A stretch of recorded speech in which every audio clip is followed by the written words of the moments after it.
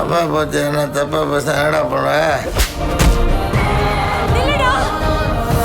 பட்ராஸ் botany. Sir, என்னமோ சரியா படல சார். யார் என்ன சொன்னாலும் என் மனசு ஒப்பலை சார். வேணாம் சார், விட்டுருங்க. அங்கே வரல சார், ப்ளீஸ். தர்ஷன், எனக்கு உன் மேலே எந்த கோபமும் இல்லை.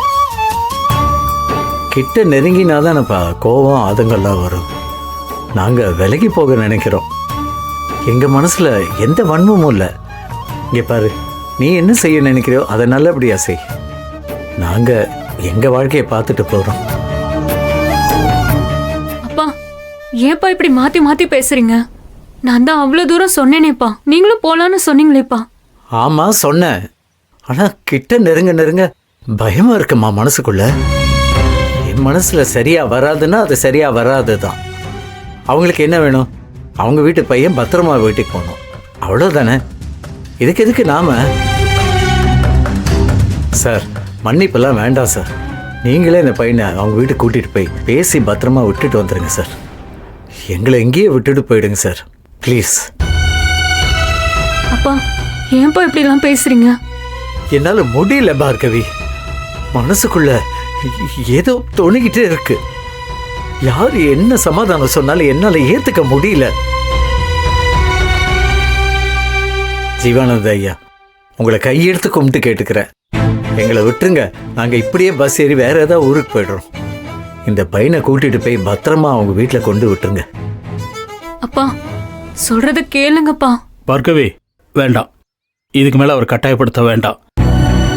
அவர் வரலன்னு சொல்கிறாருன்னா அதில் 1000 காரணங்கள் இருக்கு. அந்த அளவு காயப்பட்டிருக்காரு, அவரை நம்ம கம்பல் பண்ண வேணாம். சார், நான் தர்ஷனை வீட்டில் விட்டுக்கிறேன், நீங்கள் 2 பேரும் கிளம்புங்க. சரிங்க சார். என்னம்மா? இல்ல சார், இதை விட முடியாது சார். எங்க அப்பாவை பத்தி அவங்களுக்கு என்ன சார் தெரியும்? காசு இருந்துட்டா மட்டும் பெரிய ஆளுங்கன்னு அர்த்தம் கிடையாது சார். நல்ல கேரக்டர் இருக்கணும். இது வரைக்கும் எங்க அப்பா அவரோட லைஃப்ல யாருக்குமே எந்த கெட்டதும் நினைச்சது கிடையாது சார். எங்க அம்மா இறந்தப்ப கூட சொந்தக்காரங்க என்னென்னமோ பேசினாங்க. ஆனா ஒருத்தரையும் எதுவுமே சொல்லாம அந்த நிலைமையில கூட எல்லாத்தையும் பொறுமையா ஹேண்டில் பண்ணி தனி மனுஷனா இருந்து என்ன வளர்த்து காமிச்சிருக்காரு. இப்படிப்பட்ட மனுஷனை துரத்தி துரத்தி அடிக்கிறாங்க. ஏன் ஏன் சார்? இவர் என்ன தப்பு பண்ணாரு? இவர் எப்படிப்பட்ட மியூசிஷியன் தெரியுமா?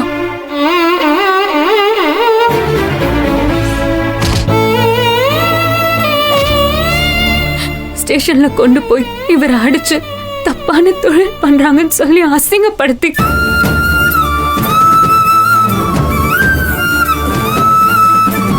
அப்படி என்ன சார் நாங்க தப்பு பண்ணோம்? வேலைக்கு போயிட்டோம்ல, அப்புறம் என்ன சார் அவங்களுக்கு?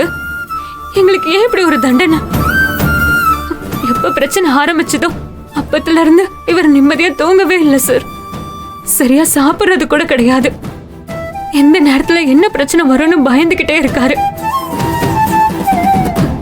காலம் முழுக்க இதே பயத்துல நாங்க ஏன் சார் இருக்கணும்? என்ன பெத்ததுக்காக நான் ஏன் சார் இவருக்கு இவ்வளவு பெரிய தண்டனை கொடுக்கணும்? நானும் இவ்வளவு நாள் எங்க அப்பாக்காக தான் நினைச்சு விலகி போனேன். ஆனா விடாம பிரச்சனை கொடுத்தா என்ன சார் பண்றது? எங்களுக்கு உயிர் பயத்தை காட்டிட்டாங்க சார். எங்க அப்பா பயந்து ஓடி வரதை பார்க்கும்போது எனக்கு எப்படி இருந்தது தெரியுமா சார்? சார், நான் கிளியரா இருக்கேன் சார். இன்னியோட இந்த எல்லா பிரச்சனையும் தீரணும். இனி அவங்க எங்க வழியில வரவே கூடாது. ஒதுங்கி போனா விட மாட்டாங்க. இப்பவே தேடி போய் முடிவெடுக்கணும் சார்.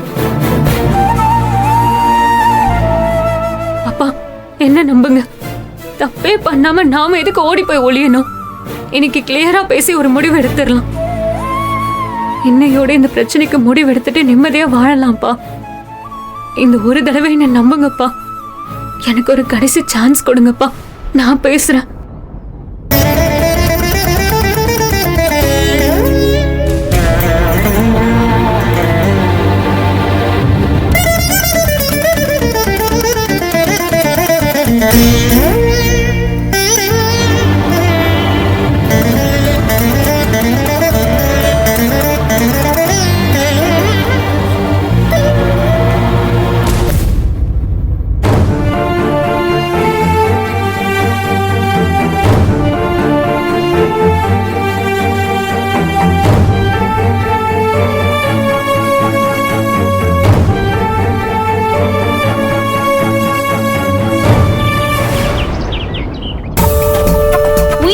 போதுமாங்க? அந்த புள்ள நல்லா வாழணும்னு நினைக்க வேண்டாம்? கிலோ கேட்டு போகட்டும் நினைக்கிற அளவுக்கு ஒரு அப்பனா நீங்க? உங்களோட பணம், சொத்து, காசு இது எதுக்கும் ஆசைப்பட்டு என் பிள்ளைங்க வர மாட்டாங்க. இந்த நிமிஷம் வரைக்கும் நான் உங்களை மதிக்கிறேங்க. ஏன்னா நீங்க நான் பெத்த பிள்ளைக்கு அப்பா. அதனால மட்டும்தான் நான் உங்களை மதிக்கிறேன்.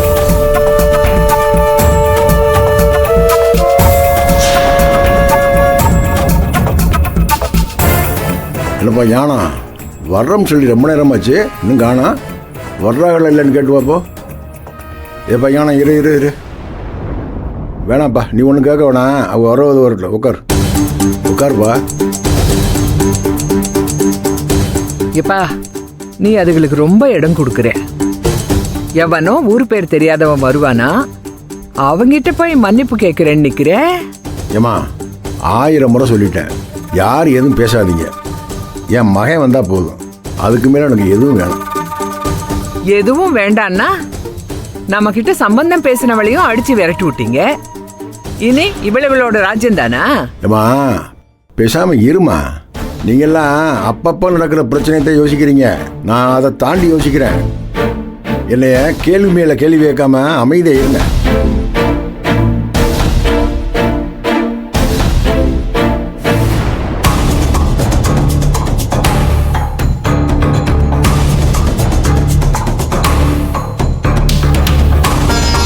உங்ககிட்ட கிளியரா ஒரு விஷயம் பேசணும். என்னம்மா, நீ என்ன பேசணும்? பார்கவி அவங்க அப்பா ஜீவானந்தம் சார் அவங்களாம் இப்போ வீட்டுக்கு வராங்க. நீங்க அவங்க கிட்ட மன்னிப்பு கேட்கறதெல்லாம் 2ஆம் பட்சம் தான். இனிமேல் உங்களால அவங்களுக்கு எந்த பிரச்சனையும் வராதுன்னு நீங்க எழுதி கொடுக்கணும். உங்க யாராலையும் அவங்களுக்கு சின்ன பாதிப்பு கூட வராதுன்னு சைன் பண்ணி கொடுக்கணும். என்ன விட்ட ஓவரா பேசிட்டு இருக்க? அந்த பரதேசி பயலுகளை வீட்டுல வச்சு பேசுறதே அசிங்கம், இதுல கையெழுத்து வேற போட்டு நீட்டுறாங்க. சரி, இந்த நாட்டாம வேலையெல்லாம் இங்க பண்ணிட்டு தெரியாத. பேசாம உருப்படியான வேலை இருந்தா போய் பாரு. யாருங்க சும்மா இருந்தவங்களை போய் நோண்டினது நீங்க. அவங்களை போலீஸ் ஸ்டேஷன் வரைக்கும் கொண்டு போய் நிறுத்தினீங்க. ஆனா அதெல்லாம் மறந்து நம்ம வீட்டு பிள்ளைய கூட்டிட்டு வந்துட்டு இருக்காங்க. இன்னொரு விஷயம் நான் தெளிவா சொல்லிக்கிறேன், அவனை தற்செயலாத இவங்க பாத்துருக்காங்க. எனக்கு இதெல்லாம் தேவையில்லப்பா, நீ உன் வேலையை பார்த்துக்கோன்னு அவங்க விட்டுருக்கலாம். இதெல்லாம் தாண்டி இந்த பிள்ளைய கூட்டிட்டு வந்துட்டு இருக்காங்க. தயவு செஞ்சு அமைதியா இருங்க, எந்த பிரச்சனையும் பண்ணிக்காதீங்க. ஆமா போனானே தற்செயலா மண்ணாங்கட்டி.